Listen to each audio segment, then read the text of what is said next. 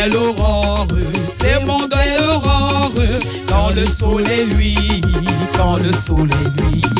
Et semence encore, lorsque vient la nuit, tu peux faire éclore la fleur et le fruit. Bon courage, ami, ami, bon courage, ami, ami. Nous irons joyeux, cueillir les épis. Bon courage, ami, ami, bon courage, ami. Nous irons joyeux, cueillir les épis. Bon courage, ami, bon courage, ami. Nous irons joyeux, cueillir les épis. Bon courage, ami, bon courage, ami. Nous irons joyeux, cueillir les épis. Dieu vous bénisse abondamment, amis téléspectateurs d'Espérance TV. Nous sommes dans la semaine nationale d'évangélisation. Et pour parler d'évangélisation, nous avons avec nous les premiers responsables de la structure d'évangélisation de l'Église méthodiste. Il s'agit de la révérende pasteur principale, Béké Béatrice, et du pasteur Zamblé, du révérend pasteur Zamblé Simon Chalmagne. Oui, c'est lui-même, enchaîné à nous. Avec eux, nous avons déjà abordé les sous-thèmes évangéliser, c'est quoi? Pourquoi évangéliser? Et aujourd'hui, nous allons aborder un autre sous-thème. Mais avant, nous allons prier avec la révérende pasteur principale. Nous prions le Seigneur. Adorable Père, nous sommes toujours dans la joie de nous retrouver dans ta présence. Seigneur, merci de nous accompagner. Merci de nous donner la force et la santé nécessaires pour montrer à nos bien-aimés qu'il est important d'évangéliser. Viens encore nous soutenir. Viens encore nous éclairer. Nous n'avons pas la toute connaissance, mais permets que ce que nous allons dire puisse faire du bien à quiconque nous regarde. Béni sois-tu au nom puissant de Jésus-Christ. Amen. Amen, amen, amen. Mais avec la révérende pasteur principale, je crois qu'on va un peu revenir sur les raisons de l'évangélisation. Je crois que la dernière fois, on n'avait même pas terminé. Hein? Oui, mais bon. L'émission était déjà finie. Oui. Mais bon, on dira que l'émission passée, on a parlé des raisons pour lesquelles nous devons évangéliser. Et nous avons dit que la raison fondamentale, la raison clé, c'est que c'est un ordre qui a été donné par le Seigneur Jésus avant de laisser ses disciples. Il a dit, allez, faites de toutes les nations des disciples.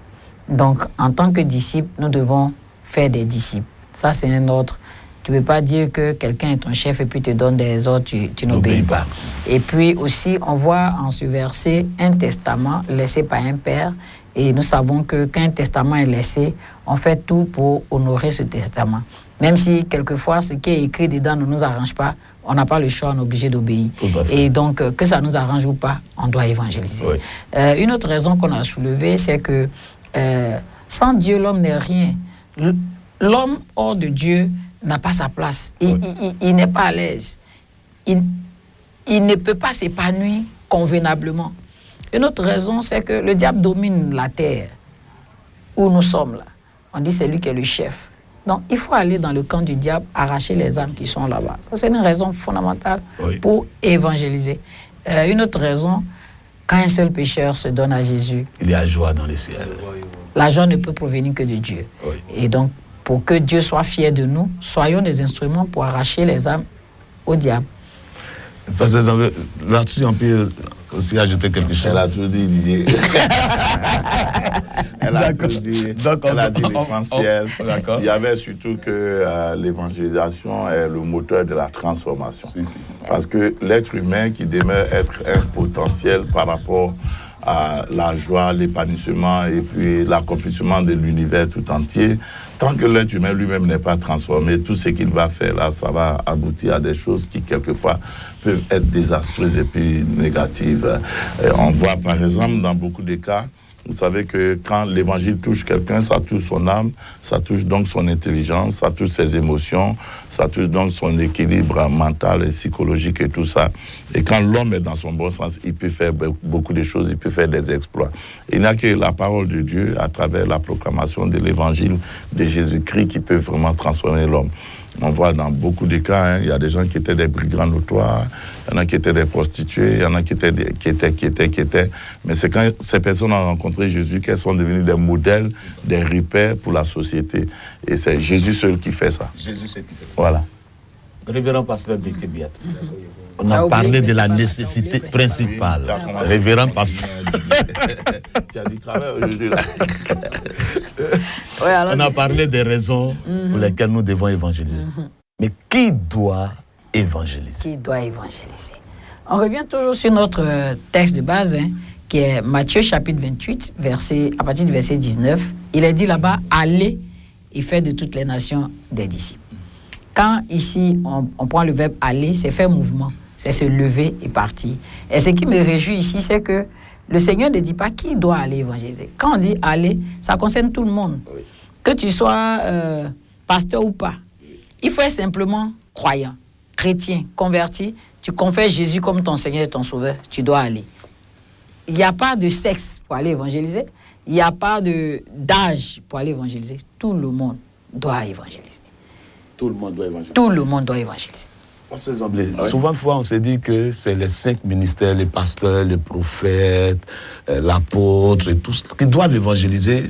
Cette affaire d'évangélisation ne concerne pas les fidèles. Qu'est-ce qu'on doit dire par rapport à ça? On dit que ça ne concerne pas les fidèles, c'est vraiment passer à côté de la compréhension des Saintes Écritures. Il y a l'exemple que la révérende a donné. Quand vous prenez les différents ordres missionnaires que le Seigneur Jésus donne, tantôt il parle aux 11 fidèles apôtres qui sont restés avec lui.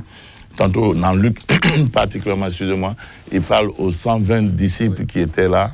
Et puis, dans Actes aussi, aux 120 disciples.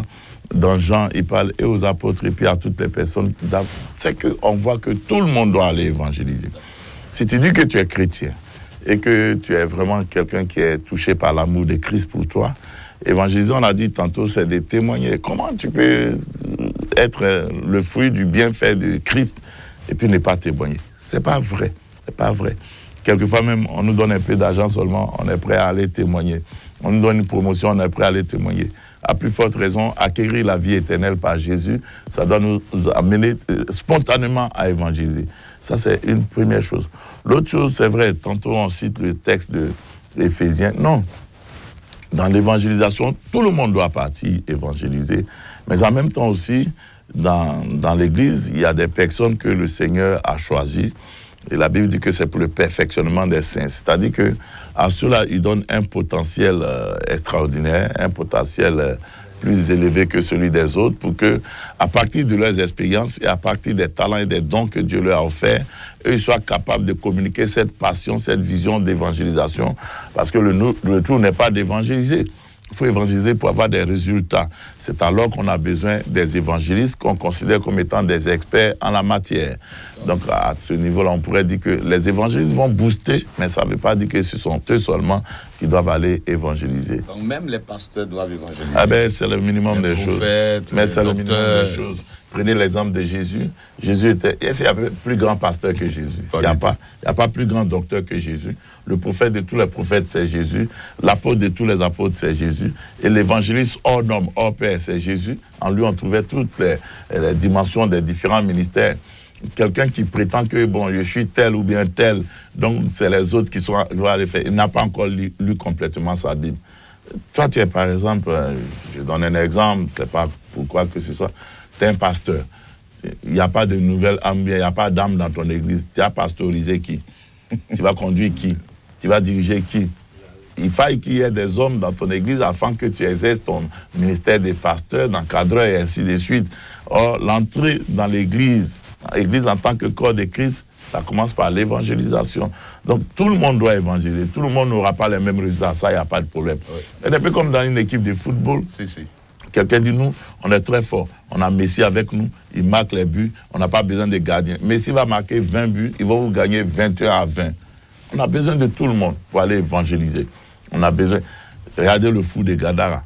Oui. Jésus prie pour lui. Il est guéri à l'instant même. Il veut un bon encadrement auprès du boss, de l'enseignant par excellence. Le Seigneur dit, non, va dire à ta parenté, à ta maison, à ta famille, comment Dieu a été bon pour toi. Et il s'en va et il proclame l'évangile, il proclame la bonne nouvelle et tout le monde est touché jusqu'à gagner la décapole. Pour dire que quoi? Voilà, quelqu'un qui vient à peine de se convertir, il s'en va évangéliser. Oui. Que dit de la Samaritaine? Oui. Une femme qui avait honte de sa propre vie au point d'aller à midi au puits. Et tu connais Bouche des femmes, hein, les femmes. Vous êtes assis et maladie. Je suis là. Ouais, non. Il a parlé doucement pour ne pas que tu... Mais une femme qui va à midi, quand Jésus la rencontre, elle n'a plus honte. Elle va crier en ville, à toute la ville des Samaritains. Venez, il y a vu quelqu'un qui m'a dit toute ma vie, n'est-ce pas lui le Messie, le Sauveur, celui qui est la source du... Si on veut s'appuyer sur le témoignage de cette femme-là, quelque chose est surprenant quand même. C'est de ces personnes-là qu'elle se cachait, hein? Les gens du village. C'est à cause qu'elle venait au puits à midi. Mais quand elle rencontre Jésus, une transformation automatique se produit en elle, de sorte que ce qui lui faisait peur, ou bien ce qui lui faisait honte, pour qu'elle vienne au puits à midi, disparaît et elle retourne vers ces mêmes personnes. Elle les affronte maintenant pour leur annoncer Jésus. Ah non, c'est formidable. Donc tu vois qu'il n'y a que par l'évangélisation qu'on peut voir des choses comme ça. Qui va dire, mais celle-là c'est une prostituée, elle vient nous dire quoi? Et le Seigneur permet que de la bouche de cette prostituée, ceux qui la considéraient comme prostituée oublient son identité et viennent vers ce qu'elle dit. Et à la suite même du texte, on voit que il témoigne maintenant pour dire, c'est pas ce que tu es venu. Ce que tu es venu nous dire là, nous on est venu, on a vu. Mais ce n'est plus sur ça que nous on se base, mais on est venu, on l'a vu et on croit. Et à cause d'elle, son village, c'est formidable. Tout à fait. Donc tout le monde peut évangéliser. Oui, tout le monde. J'ai vu quelque chose dans Actes des Apôtres qui m'a marqué. Vous vous souvenez de l'histoire de Philippe? Oui, bien sûr. Un simple diacre, quelqu'un qui est choisi pour partager du pain. Philippe, dans Actes chapitre 8, il se retrouve dans le désert, sur la route de Damas, avec l'eunuque éthiopien. L'eunuque éthiopien, c'était un ministre d'économie. Donc, certainement d'un niveau intellectuel élevé. Il lisait les Écritures qu'il ne comprenait pas. Philippe l'approche. Et Philippe lui prêche la bonne nouvelle de Jésus à partir de ce qu'il ne lui comprenait pas. On n'a jamais déterminé le niveau intellectuel de Philippe, mais je ne crois pas qu'il soit aussi ministre. Comme pour dire que, quelquefois, affaire d'évaluation, ce n'est pas affaire de niveau intellectuel. Quand vous étudiez bien la Bible, et je voudrais que les chrétiens fassent attention à ça, Jésus a dit d'aller annoncer la bonne nouvelle. Il n'a pas dit d'aller enseigner les gens d'abord. Quand tu t'en vas évangéliser là, tu parles de Jésus, de qui est Jésus et de ce qu'il a fait. C'est tout. Voilà la substance essentielle, le message essentiel de l'évangélisation, n'est-ce pas? Maintenant, quand tu t'en vas faire ça, tu vas remarquer que si c'est donné à Jésus, l'enseignement vient maintenant. C'est pour dire que personne ne peut dire que moi je suis nouveau dans l'affaire de Dieu là, il ne peut pas évangéliser. C'est faux. On n'a pas dit d'aller enseigner. Et même dans la Bible, les terminologies, les mots qui sont utilisés sont souvent différents. Quand on parle d'enseignant, on parle de didascalo. Mais quand on parle d'évangéliser, souvent c'est proclamer, Kérousseau et ainsi de suite. Comme pour dire qu'il n'y a pas quelqu'un qui peut trouver une excuse. La base de mon évangélisation, c'est la vie et la personne de Jésus. Mais l'élément que je peux utiliser, c'est moi-même, mon histoire. Ça peut être une histoire de la Bible, ou ainsi de suite. Tout le monde doit évangéliser. En réalité, beaucoup de personnes qui donnent des arguments ce soir, elles n'aiment pas au fond Dieu. Quand tu aimes quelqu'un, tu fais ce que la personne te demande. Secondo, c'est parce qu'elles ont peur d'affronter le diable ou bien d'affronter l'inconnu.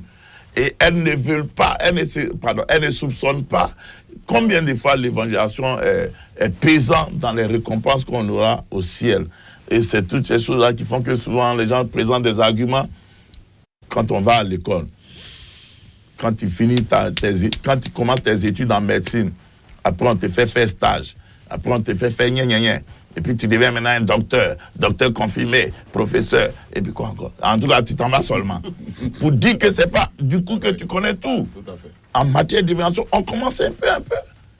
Moi, la première personne, je n'oublierai jamais ça. La première personne qui est partie parler de Jésus à San Pedro, je lui ai dit bonjour.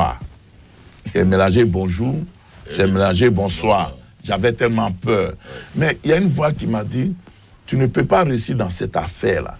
Et puis il y a une autre voix qui m'a dit, quand tu vois ce que Jésus a fait pour toi. Tu peux t'améliorer. Et un peu, on s'est amélioré. Oui. Ce que je dirais, c'est que faut pas avoir peur d'aller évangéliser. Quelqu'un va dire, non, moi je ne comprends pas français. Est-ce qu'on cherche ton français là-bas? Qui note qui? Personne ne note personne. Ce que Dieu a fait pour toi. On dit d'aller dire ça simplement. Donc, par ton témoignage personnel, même si tu n'es pas allé à l'école, tu ne sais pas lire, rien, tu étais dans une situation difficile, tu rencontres Jésus, ton histoire change, dis ça simplement à quelqu'un. C'est évangéliser. Souvent, les intellos disent que les grands, on va dire ceux qui sont allés à l'école, grands là, ils disent que c'est les petites gens qui étaient autour de Jésus, qui étaient sur le terrain en train d'évangéliser. Donc, eux, être au bureau, régler, ils ne peuvent pas être sur le terrain. Qu'est-ce qu'on peut dire? Si on veut lier l'évangélisation à l'intellect, tous les étudiants ou bien les professeurs d'université, là, ils seraient des grands pasteurs, ou bien, je ne sais pas comment il faut dire ça, hein, des grands pasteurs. Est-ce qu'ils sont pasteurs? Ça n'a rien à voir avec l'intellect. Vas-y. Hein? Moi, j'étais dans une situation sans Dieu. Hier, on a vu que sans Dieu, l'homme est perdu. Et donc, sans Dieu, ma vie était bizarre, compliquée. Et puis, quelqu'un m'a parlé de Jésus. J'accepte Jésus. On a pris tout à l'heure l'exemple de Philippe. Non, oui, Philippe, mais la Samaritaine. Ouais. Hein? Elle arrive, elle rencontre Jésus. Une transformation automatique s'opère en elle. Elle qui avait peur, elle qui avait honte, elle se lève, elle va vers les mêmes personnes qui l'effrayaient. C'est qu'il y a quelque chose qui s'est produit. Et c'est simplement ça qu'on dit de dire aux gens. Imagine une autre femme qui se trouve dans cette situation, qu'elle va voir que celle est revenue et que les gens l'ont accepté, les mêmes personnes qui la rejettaient, ça va lui donner la force et la foi aussi d'aborder la chose, d'accepter la chose et de pouvoir le faire. C'est simplement ça qu'on te dit. On ne dit pas d'aller avoir des diplômes d'abord avant de venir. Mais quand on regarde, même ceux qui ont diplôme là, même là, pardon, Seigneur. J'ai remarqué dans la Bible que là où on parle le plus de la vie et du ministère de Jésus, ce sont dans les 4 évangiles. Oui. Matthieu. Matthieu, c'était un monsieur des impôts. Donc, vous tous qui êtes dans les régies financières, vous devez évangéliser. Ou bien. Ouais. Tout à fait. Marc. Marc, lui, c'était le neveu de Pierre. Donc, tous ceux qui sont neveux et niais sur la terre doivent évangéliser. Luc, lui, c'était un spécialiste en médecine. Donc, tous ceux qui sont dans la santé doivent évangéliser. Jean, lui, c'était un homme de la pêche. Donc, tous ceux qui font pêche et agriculture doivent évangéliser. Tout le monde doit évangéliser. Quand tu parles de médecin, j'ai un témoignage d'un de mes amis qui est médecin. Il dit, mais on a besoin d'un pasteur à l'hôpital. Il dit, pourquoi tu dis ça? Il dit, non. Il a remarqué une chose. Il y a des jours où, quand il va s'asseoir pour faire les consultations, quand il finit le soir, il est tellement fatigué. Il a l'impression qu'il y a des patients qui s'asseyent sur lui. Et puis, il y avait un témoignage. Nous, on était allés évangéliser dans un village. Et nous a envoyé une petite fille qui avait un problème au pied. Là, comment on appelle ça? Son pied. Bon, c'est qui c'est son pied. C'était enflé. Ouais. Et donc, pendant qu'on était en train de prier, Dieu ouvre les yeux. En réalité, c'était un nid d'abeilles. Wow. Et ses parents l'ont soigné partout. Ouais. Donc, imagine ce nid d'abeilles-là. On l'envoie à l'hôpital. Le médecin, il est là. Lui, il regarde dans ses gros livres. Il lit. Et la petite, quand on trouve un médicament pour la guérir, elle ouvre le nid. Là. Donc, tous ceux qui sont autour, là, les abeilles, là, les chasses. Oui. Non, les font du mal. Oui. Abeille, quand il est quelque part, est-ce qu'il vient faire du bien? Et une fois que ça finit, elle referme son pied. Elle retourne à la maison comme ça. Donc, imagine le médecin qui n'a aucune notion. Lui seul, il va prendre les abeilles, là. Il va dire, non, on va faire opération. Pendant que lui est en train de faire opération, la petite est en train de jouer un autre rôle dans son corps. Donc, les médecins chrétiens doivent évangéliser. Mais c'est de ça qu'on parle, Didier. Tout le monde doit évangéliser. Les enseignants doivent évangéliser. Oui, les élèves doivent évangéliser. La femme au marché doit évangéliser. Celle qui est au marché même, elle doit évangéliser. La vendeuse de déguets doit évangéliser. Didier, le vendeur de placali doit évangéliser. Époque. Non, attention. On va rendre les témoignages. Tout le monde doit évangéliser. En fait, la chose, c'est quoi? C'est qu'il y a des moments où, il y a des milieux où certains spécialistes en évaluation ne peuvent pas rentrer. Oui. Toi, Dieu t'a donné la grâce d'être ministre dans le gouvernement. C'est que Dieu t'a mis là-bas pour évangéliser. Bien sûr. Tu es député au Parlement. Oui. Nous, à quelle année on est parti dans le Parlement? Toi, tu montes dans l'avion, tu es hôtesse. Il faut évangéliser. Parce que tout le travail qu'on fait sur la terre, il est limité à la terre, il est terrestre, il est éphémère. Mais le travail de l'évangélisation, il a une perspective, une portée éternelle. Et au jour des récompenses, ce que tu auras fait comme évangélisation va peser pour beaucoup. Donc, tu vas à l'église, tu dis que non, tu es élève, tu dois évangéliser. Qui va évangéliser les élèves? Tu es quoi encore? Tu travailles à la morgue aussi. Ah, bien sûr. Hein? C'est là-bas même que... les matriages, tu nettoies le cimetière, tu dois évangéliser. Regardez les gens qui disent troisième âge, tu dis tu es à la retraite. Ta retraite, c'est par rapport à quoi? Ton travail que toi-même tu as fait et le travail de Dieu. Et le travail de Dieu. Au contraire, même, Dieu te permet d'être à la retraite pour que tu aies plus de temps pour évangéliser. Et toi qui es à la retraite, tu vas mourir bientôt. En fait, il ne va pas vivre 2 fois son âge. Il va mourir bientôt. Prépare ton éternité. Prépare tes récompenses. Il n'y a pas quelqu'un qui est exclu. Dans toute la Bible, on voit que même les enfants évangélisent. Oui, bien sûr. Même les enfants sont porteurs de bonnes nouvelles. Donc, c'est nous tous qui devons évangéliser. Que tu sois pasteur, que tu sois ecclésiastique, que tu sois dans le clergé, que tu sois un simple laïc, que tu sois fidèle, que tu sois responsable, que tu sois nouveau. On doit évangéliser. Et il y a quelque chose en 2 minutes. Les gens croient qu'il faut être parfait pour évangéliser. Ceux mêmes qu'on appelle parfaits, s'ils sont parfaits. Dieu nous utilise. Oui. C'est pas parce qu'on est bon, c'est pas parce qu'on est agréable, c'est sa miséricorde. Il utilise qui il veut. Regardez Lévi. Lévi, dans la Bible, quand il est touché, il invite tout le monde chez lui. Jésus ne refuse pas. Jésus s'en va manger chez lui. Les autres sont touchés. S'il n'avait pas pensé à inviter les gens, comment est-ce que la chose a été? Dans le cas des âgés. Exactement. Quand il rencontre Jésus, il invite les gens. Tout le monde. Moi, je suis étonné qu'il y a des chrétiennes qui n'évangélisent pas. C'est vous qui savez qu'accoucher est difficile. Le salut qui est plus important que la vie d'un être humain qui passe par des difficultés. On doit tous... La télé doit évangéliser. Permettez-moi de dire, on peut faire beaucoup d'émissions prétendant être de l'évaluation sans que ce soit de l'évaluation. Alors donc, on a besoin tous d'évangéliser. Il faut évangéliser tout le monde. Peut-être que ça sera difficile parce que comment évangéliser est une autre réalité. Mais si c'est à la question qui doit évangéliser, tout le monde tu es chrétien, il faut évangéliser. Si tu es quoi? Chrétien. Et que tu n'es pas chrétien. Il faut évangéliser. Révérend pasteur principal, je crois qu'on va aller à la fin de cette émission par la prière. Aujourd'hui, je demande à... Ah bon? Oui. Au pasteur. Au révérend pasteur Zamblé. Il faut que voit le bishop pour qu'il devienne le pasteur principal. On va prier le Seigneur. Allons-y pour la prière. Seigneur, à la question qui doit évangéliser, ta parole nous répond que nous tous, nous sommes des porteurs de bonnes nouvelles. Nous avons reçu ta parole afin de la proclamer, de la s'aimer partout et surtout de gagner des âmes pour ton royaume. Permets qu'à travers cette émission, une vraie prise de conscience et un éveil au niveau de notre communauté, de tout le corps de Christ qui va nous suivre, puisse se manifester. Que chacun, mettant à côté ses craintes, ses peurs, ses tremblements, ses doutes, ses hésitations, s'engage par la foi pour toi et qu'à tous les niveaux possibles, nous soyons des personnes qui puissions planter ton drapeau, proclamer ton royaume, annoncer ta venue et surtout gagner des âmes pour toi. Bénis chacun d'entre nous et bénis tous les téléspectateurs de Espérance TV au nom de Jésus-Christ. Amen. Amen. Est-ce qu'on peut se tenir debout pour louer le Seigneur? Voilà, publiez bien haut la bonne nouvelle, la grande nouvelle. Alléluia. Est-ce que tu peux bouger depuis ta place, ta position?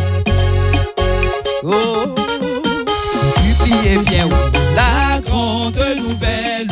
Le ciel est ouvert à tout être humain. La route est tracée, un guide fidèle vous conduira par la main. Le salut pour tous, le salut par grâce. À tous est offert, à tous est donné. Oh venez pécheurs, venez le temps passe et vous serez pardonnés. Le salut pour tous, le salut par grâce.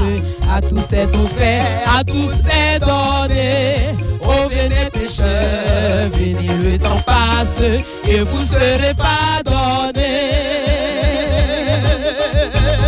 Souba, souba, souba, souba. Vous bougez, vous bougez, vous bougez. Le salut est offert à tout le monde. Alléluia. Sou, sou, sou, sou. Oh, criez bien la grande nouvelle. Le ciel est ouvert à tout être humain. La route est tracée, un guide fidèle vous conduira par la main. Oh, le salut pour tous, le salut par grâce, à tous est offert, à tous est donné. Ô bénis pécheurs, venez, le temps passe et vous serez pardonnés. Oh, le salut pour tous, le salut par grâce, à tous est offert, à tout est donné. Ô venez pécheurs, venez, le temps passe et vous serez pardonnés.